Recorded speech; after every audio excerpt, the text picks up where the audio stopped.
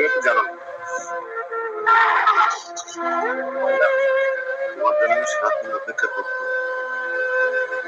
তার একটা মেসেজ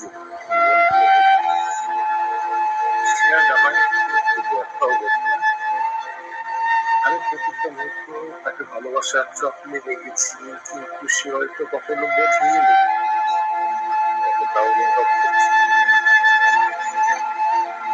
সে হাসে অন্য কারোর সাথে, গল্প করে নতুন কাউকে নিয়ে, আর আমি একা বসে ভাবি কেন আমি এতটা ভালোবাসলাম। যাকে আমার মনের দরকার ছিল সে কি একবারও সত্য আমার অনুভব করেছিল? কিন্তু সম্পর্ক মনোযোগ করে এটাই সবচেয়ে বড় কষ্ট। হ্যাঁ রিপন, পৃথিবীতে এমনই মানুষ ছিল, তাই কষ্টটা বুকেই রয়ে যায়, কেউ কখনো নিয়ে যায় না, আর যে ছেড়ে যায় সে কখনো ফিরে আসে। ছেড়ে যাওয়া মানুষটা কখনো অনুভব করতে পারে না যাকে ছেড়ে যাচ্ছে তার ভিতরে কি হয়, কি কষ্ট, কি আর্তনাদ, কি বেদনা। যে ছেড়ে যায় সে হয়তো হাসি মুখে বাইরে, যাকে ছেড়ে যায় তার হৃদয়ের কতটা কেউ কখনো অনুভব করতে পারে না।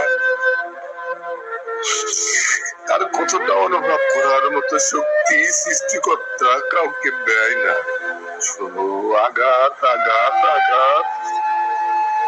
সে না পারে ঘুমাতে, না পারে খেতে, খাবার খেতে বসলে ভাত আর চোখের অশ্রু কতটা নিদারুণ সার সে ছাড়া কেউ বোঝে না। বোঝে না তার চোখের অশ্রুতে প্রতিদিন বালিশ ভিজে যায়। বালিশ বলে প্রতি রাতে কি আমার উপরেই বৃষ্টি হয়, অন্য কোথাও কেন নয়?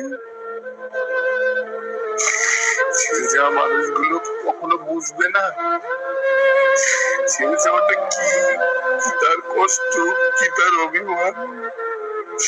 যাওয়ার আগে কি একবারও ভাবতে পারে না কেন ছেড়ে যাচ্ছি, কিসের কমতি ছিল? শুধু এতটুকুই বলতে চাই, ছেড়ে যাওয়ার আগে একবার বলে যে কেন, কি অপরাধ ছিল, কি অপরাধ ছিল, কি অপরাধ ছিল।